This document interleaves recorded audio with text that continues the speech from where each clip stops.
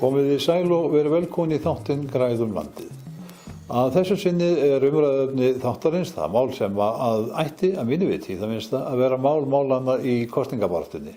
Þetta gróðurhúsaáhrifin. Við fengum þau Árna Bragason, landgræðslustjóra og Rakel Garðarsdóttur sem formaður samtakanna Vakandi en þau berjast gegn matarsóun til þess að ræða málin. Sameinuðu þjóðirnar sendu nýlega frá sér skýrslu sem kallast Global Land Outlook og fjallar notkun landgæða í heiminum og framtíð þeirra út frá mörgum hliðum. Í skýrslunni eru landgæði og landnotkun skoðuð eins og fjölgun mannkyns, fólksflutningar, loftslagsbreytingar, líffræðilegir fjölbreytileikar, þéttbýlismyndun og fleira og fleira. Ég bað Árna í upphafi að fjalla nokkur meginatriði skýrslunnar en nefndi við hann hvort ekki væri rétt að ítreka enn og aftur mikilvægi þess að við Íslendingar endurheimtum votlendi enda það eitt það gagnlegasta sem við getum gert til að draga úr streymi gróðurhúsalofttegunda. Já, votlendi hefur ekki mikla athygli kannski á heimsvísu í tengslum við þessi mál sem að skýrslan að fjalla Við erum búin að fara illa með okkar votlendi, við hefum ræst gríðarlega mikið fram og umræðan hjá okkur bara ekki komin á það stig að við þurfum að taka á þessu máli því að við erum með athyglin á þætti sem að skipta miklu minna máli í losuninni, vissulega þurfum að taka á ýmsum þáttum en þegar að sú staðreynd liggur fyrir að yfir 70% af losuninni, heildarlosunin á Íslandi kemur frá framræstu votlendi að þá mjög öfugsnúið að öll athyglin beinist að þessum litla þætti sem losun vegna fólksbíla. Já. En í skýrslunni talaði samt atriði sem vissulega kom okkur við samanber samkeppni land og landgæði. Þeir spáði þar að það muni fara samkeppni land og landgæði muni harðna.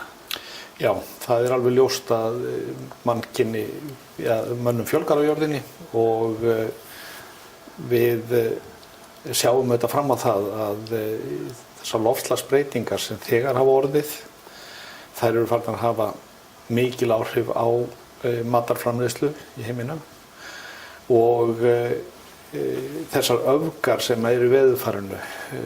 Við erum að sjá þessar fellibylji sem eru mjög stórir. Það eru hitamet slegin og það eru svoleiðis þættir sem hafa þetta áhrif. Meðalhitinn hefur hækkað, það ekki meðaltölin sem að skipta máli heldur eru öfgarnar. Gamall prófessor sagði meðaltal hefur aldrei drepið nokkra einustu plöntu. Það eru öfgarnar, það eru bæði hár hiti og lágur hiti sem það eru sveiflur og öfgar sem skipta máli. Nú við höfum svo sem kynnst í hérna því að haustin og vorin orðin mjög hlýrri heldur en við áttum að venjast. Jú, það sem hefur auðvitað einkennt eins og sérstaklega fyrir ári síðan, haustið. Það algjörlega í samræmi við það sem öll spámódelin gera ráð fyrir. Svona verður veðurfarið í framtíðinni. Meiri úrkoma og hærri hiti og vetrarhitinn hærri en við erum að horfa fram á allt öðruvísi veðurfar. Þetta getur haft jákvæð áhrif á framleiðslu á ýmsum plöntum hjá okkur en engin spurning að það eru mjög hættulega breytingar sem menn eru að sjá nú þegar á til dæmis súrnun sjávar vegna meiri koltvísýrings í lofti. Nú, skýrslan talar líka það sem ekki minna áhyggjuefni að á síðustu 2 áratugum hefur það bil 20% af grónu yfirborði jarðar sýnt merki hnignun. Já. Hnignunin getur verið vegna þess að það minni úrkoma, viss kerfin, það gengið á þau, við erum að nýta meira, við erum að taka meira burtu af næringarefnum og við erum kannski með einsleita ræktun eða sömu ræktunum á sama landi mjög lengi Við erum að pína mikið út úr landinu, nota mikið áburð, taka mikla uppskjöru út, en erum þá ekki að tryggja það að til dæmis ýmis snefilefni að þau eða við erum ekki að bæta þeim inn í kerfið og lífvirknin í jarðveginum, hún skaffar okkur ekki þessi efni sem við þurfum inn í framleiðsluna, inn í uppskeruna. Ekki nóg hratt. Nei. Þannig að þetta bara varandi matvæla framleiðslu og ef við ætlum að halda henni í svipari mynd og verið hefur, þá þessar lýsingar sem þú ert að tala og stendur í skýrslunni hlýtur að koma nánast í veg fyrir það að við getum fætt jarðarbúa. Já, en það sem stóru vandamálin í sambandi við fæðuframleiðslu er auðvitað það að það geisa stríðsátök og auði jarðarinnar er náttúrulega mjög misskipt. Það er sára lítið sem þarf í rauninni til þess að breyta þessu. Ég segi sára lítið en auðvitað er það stóri þættir. Við þurfum að stoppa stríð og skipta auði jarðar jafnar og þá getum við brauðfætt alla jarðarbúa og með sér bara í Afríku væri hægt að rækta mat handa öllum jarðarbúum. Þetta er spurning skipulag, þetta er spurning það að taka á þessum þáttum sem eru vandamál. Við erum bara ekki að gera það. Stríð má reykja til þurrka. Jú, og það er alveg ljóst að loftslagsbreytingarnar eru að hafa áhrif víða og það er nú margir sem tala það að stríðið í Sýrlandi upphaf þessi loftslagsbreytingar, þurrkar og erfiðleikar í sveitum sem ekki var tekið á, það var ekki stjórnvöld voru ekki með hugan við það að hjálpa bændum í tímabundnum erfiðleikum en fluttu til borganna og það er það sem er að gerast mjög víða, menn er að flýja sveitirnar, við erum að tapa þekkingu á ræktun mjög víða vegna þess að fólk er að flytja úr sveitunum og flytja með þessa þekkingu og það er oft þannig að það fólk sem að hefur þekkinguna, hefur þor, kraft og getu, að það er það fólk sem að hefur líka þann kraft að flytja með sína fjölskyldu og reyna að búa þeim betra líf og þá oft í borgum, en eftir verður kannski samfélag sem hefur tapað mikilli þekkingu. Við sjáum að þetta gerast á Íslandi meira að segja. Jú, það er alveg rétt og við erum auðvitað að tapa þekkingu víða en við erum kannski miklu betri stöðu heldur en flestar aðra þjóðir eða sérstaklega þróunarlöndin þar sem að menn hafa ekki sömu möguleika á við. Við megum ekki gleyma því að Ísland við búum hér við mikil forréttindi. Já. Við höfum það langt best af öllum í heimi og það er bara engin spurning um það. Matarsóun er tekin fyrir þessari skýrslu sem að við erum að spjalla um. Matarsóun hjá efnuðum þjóðum stafar af ofgnótt og óráðsíu. Ég vísti að það. Það er auðvitað, þegar við erum að horfa á það allan þennan mat sem við erum að flytja langar leiðir til landsins. Við sem neytendur erum að gera kröfum það að við höfum aðgang að alls konar ávöxtum og grænmeti af öllum tegundum og gerðum alla daga ársins. Við erum að flytja þetta þvers og kruss heiminn. Það sem við þurfum auðvitað að snúa okkur að er að einbeita okkur að því að nýta þann mat sem ræktaður er nálægt okkur. Við þurfum að styðja við ræktun hér, nota þá meira af því grænmeti og þeim ávöxtum sem koma styttra að. Það eru margir kokkar sem hafa verið að draga athyglina að þessu. Norræna matarmenningin hefur auðvitað gengið svolítið út á þetta að nýta það sem að ræktað er í nærumhverfinu og nýta það sem að tilheyrir viðkomandi árstíð eða viðkomandi hluta af árinu. Gerir fólk sér almennt grein fyrir því hvað það kostar að flytja vöru þúsundir og aftur þúsundir kílómetra? Er það ekki bara, menn horfa fyrst og fremst á verðið? menn eru að horfa á verðið og það kannski það sem málið, að við höfum það svo gott á Íslandi að við erum ekkert að hugsa þessa hluti. Við búum við þann lúxus að þurfa ekki að hugsa þetta og við gerum það ekki. Við lifum á Íslandi eins og enginn sem morgundagurinn og við erum klárlega að ganga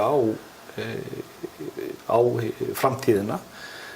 Dagur jarðar löngu liðinn, dagur jarðar jú sá tími þegar sá dagur sem við erum farin að ganga á framtíðina. Já. Og sá dagur var í ágúst. Við erum núna að lifa á kostnað framtíðarinnar og þetta hlutur sem við þurfum auðvitað að breyta. En vekur það ekki þá athygli að til dæmis í þeirri kosningabaráttu sem nú á sér stað á Íslandi þá skora umhverfismál og þau mál sem þú hefur gert að umræðefni ekki mjög hátt? Nei, það því miður. Hvernig stendur á því? Já, við erum bara upptekin af því að við höfum það gott og viljum hafa það gott. Við erum ekkert að hugsa það að við höldum það að við getum haldið áfram að lífa eins og við höfum gert. Taka ekki tillit til umhverfisins. Það líka einkennandi fyrir umræðuna loftslagsmál að þegar við horfum á það hvaðan losunin 72-3% vegna framræsts votlendis og lélegra beitilanda sem að losa kolefni út. 12% vegna stóriðjunnar, það 4% vegna fólksbíla, 3% vegna sjávarútvegs. Þetta eru tölur sem að liggja fyrir þessar staðreyndir. Öll umræðan hjá okkur gengur út af það að rafvæða bílaflotan, þessi sem stendur fyrir 4% af losuninni. Þetta svo galið, við erum að horfa á allt aðra hluti. Við höfum efni á því að kaupa rafbíla og byggja upp. Vissulega þurfum við að gera þetta líka. En við erum ekki að taka á þeim hlutum sem eru stóru tölurnar í sambandi við losun. Það meðal annars vegna þess að við erum ekkert vissum að það fá að telja í bókhaldinu. Við erum ekkert að hugsa annað en það að hafa það ennþá betra og við erum ekkert að hugsa framtíðina. Ef þú mættir ráða, hvað myndir þú gera? Já, löggjöfin okkar gerir ráð fyrir til dæmis varðandi votlendið að það ber að gefa út framkvæmdaleyfi á að ræsa fram meira heldur en 2 hektara á landi. Þetta í náttúruverndarlögunum. Það ber að leita umsagna Umhverfisstofnunar.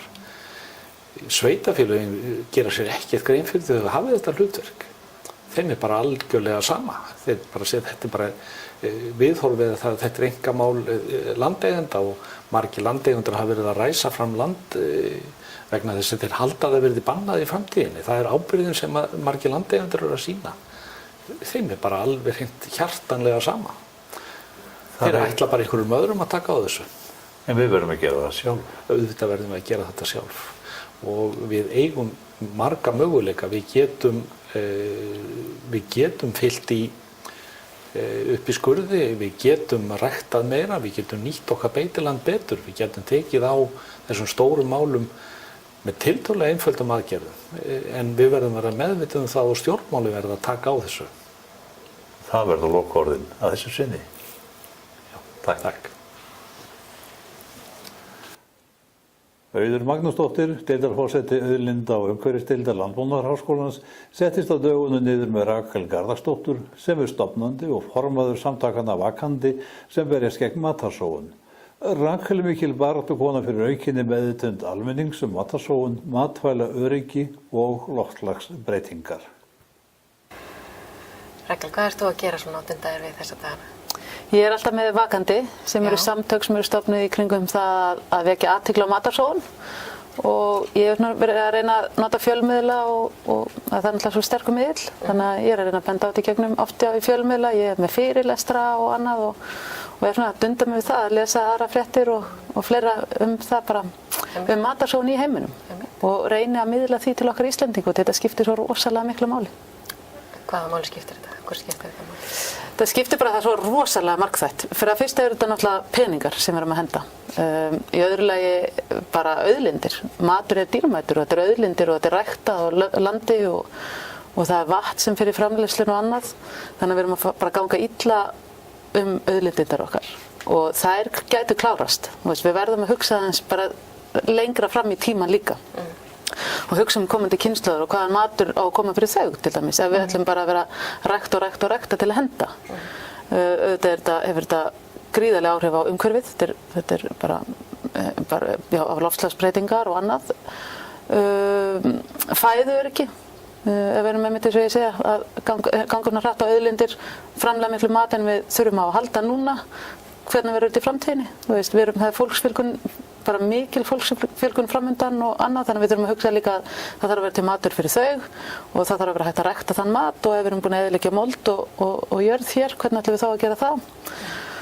Og svo, einmitt eins og ég talaði í byrjun, þá er þetta náttúrulega líka stórt peningamál. Það kostar peninga að framleiða mat og við neytendur, ef við tölum okkur bara, við erum að vinna á daginn, fáum laun, erum að kaupa mat fyrir þann pening og svo hendum við þeim mat, hluta og stórum hluta af þeim mat sem við kaupum inn og það er talið að hver Íslendingur, ekki fjölskylda heldur, hver Íslendingur hendi mat fyrir 60.000 á ári.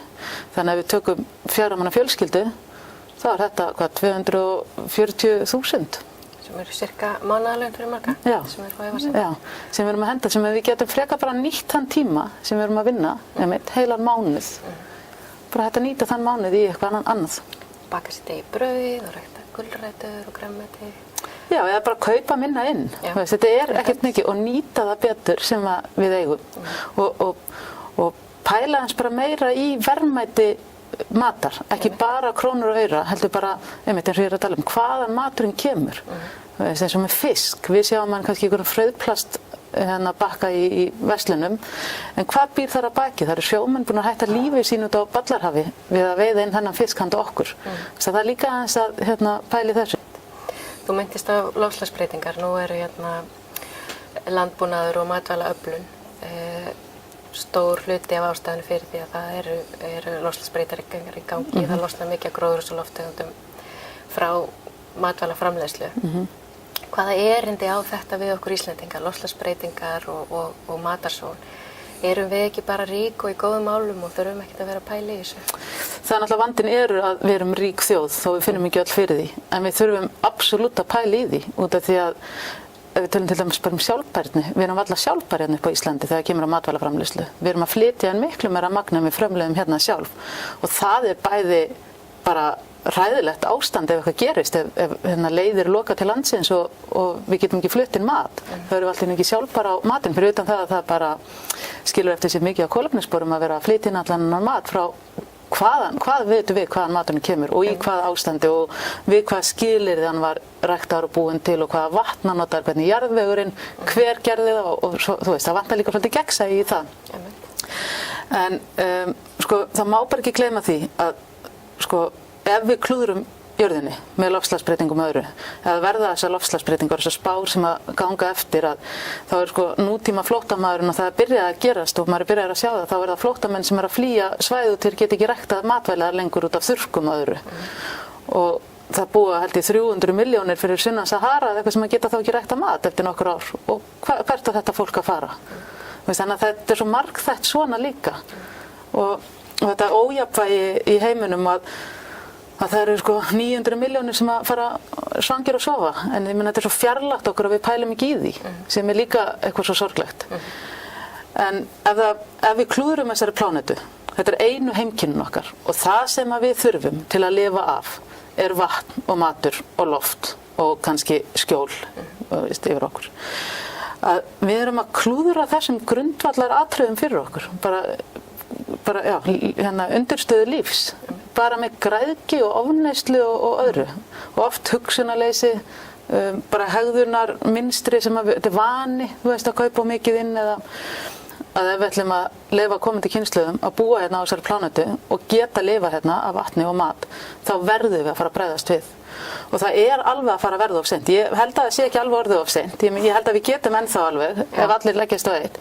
Og fyrir mér sem er mikil áhuga manni þetta, það óskiljanlegt að það sé ekki allir að spá í þessu. Ég bara næ ekki utan það af hverju það sé ekki bara allir að hafa áhyggjur af því þessu bara hvaðan á vatn að koma. Ég meina það við erum byrjað að fá fréttir að það er plast í drykkjarvatninu okkar. Ég meina ef það er bara staðreyndin, hvað ætlum við að gera í því? Ætlum við að fara að drekka plast bara hérna í framtíðinni? Við erum að drekka. Já. Það er bara þannig.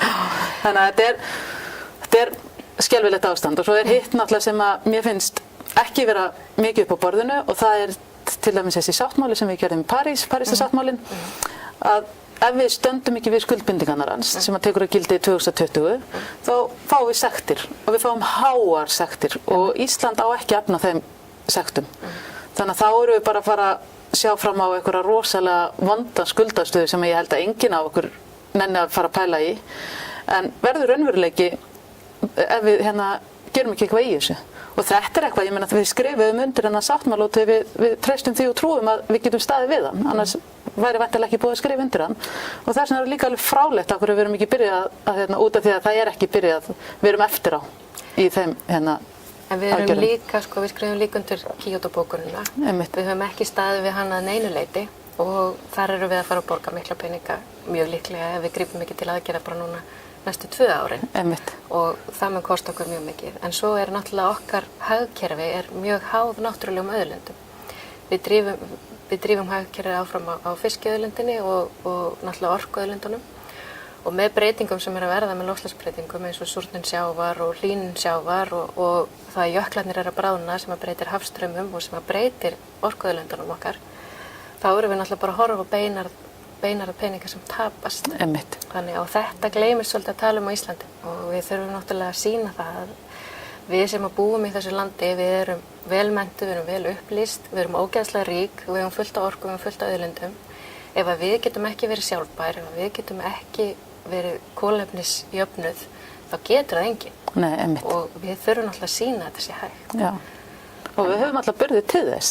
En það er eins og þetta bara, einhver nýleg rannsókn sýnir að það eru 2% þjóðarinnar að spá í loftslagsmálum núna, sem er skrítið. En kannski er það út af því að þetta er ofta á fræðilegu tungumáli, þannig að það er ekki til almennings. Stjórnvöld eru náttúrulega ekkert að tala um þetta og ekki í kosningabaráttunni, hvorki nú né síðast. Það held ég átti sig enginn á því hvað þessi Parísarsáttmáli þýði.